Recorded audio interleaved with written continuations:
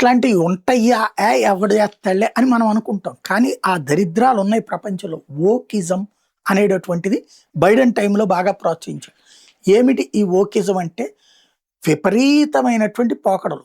పుట్టాక వాళ్ళని ఆడనకని మగని కానీ రాయకూడదట రికార్డులు. మనం సాధారణంగా పుట్టగానే మన శరీరానికి ఉన్నటువంటి ఏదైతే రహస్యావయవం ఉంటుందో ఆ అవయవాన్ని చూసి దాన్ని బట్టి ఆడ లేదా మగ అన్నది డాక్టర్లు చెప్తారు.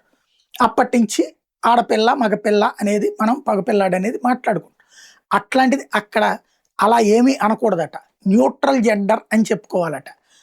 పిల్లలు పుట్టారు అని చెప్పుకోవాలి కానీ ఆడ మగ అని చెప్పుకోకూడదు. ఆ తర్వాత వాళ్ళు పెరిగే క్రమంలో కూడా అబ్బాయిలకి మనం చిన్నప్పటి నుంచి నిక్కర్లు వేస్తాం, డ్రాయర్లు, ఆ పైన నిక్కర్లు షర్ట్లు వేస్తాం. అమ్మాయిలకి గౌన్లు ఇవి వేస్తాం. ఆ తర్వాత లంగా జాకెట్లు కుట్టిస్తాం. అక్కడ అలా కాదు. అబ్బాయి ఈ పిల్లలు పుట్టిన తర్వాత వాళ్ళు పెరిగే క్రమంలో వాళ్ళకి ఏది ఇష్టమైతే అట్లాగా ఉండొచ్చు.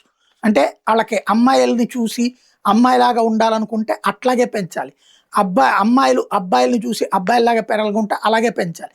అలా పెంచనంటే తల్లిదండ్రుల మీద కేసు. మరి వాళ్ళ లింగం ఎట్లా మారిపోతుంది అంటే వాళ్ళు 10 ఏళ్ళు వచ్చేటప్పటికి వాళ్ళ లింగ మార్పిడికి వాళ్ళు అడిగితే చేసేయాలి. ఇది పెట్టుకొచ్చినటువంటి దానికి అనుగుణంగా హార్మోన్స్ చేంజెస్ కావచ్చు.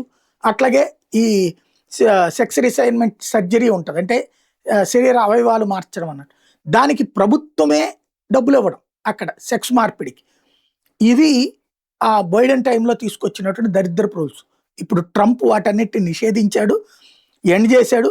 మెడికల్ ఫండెడ్ ఏదైతే జెండర్ ట్రాన్సిషన్ సర్జరీస్కి హార్మోన్స్ మైనర్లకి చేయడానికి వీల్లేదని తేల్చి చెప్పాడు.